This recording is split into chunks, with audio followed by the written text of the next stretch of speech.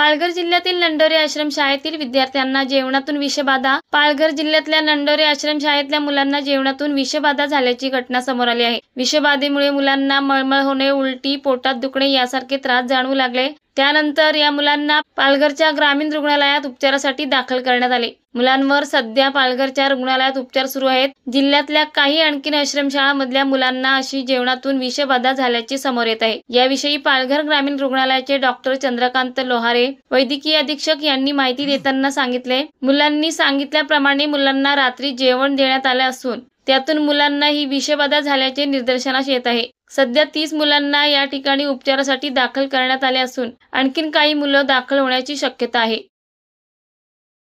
महाराष्ट्र वेदभूमीसाठी news bureau, Palghar.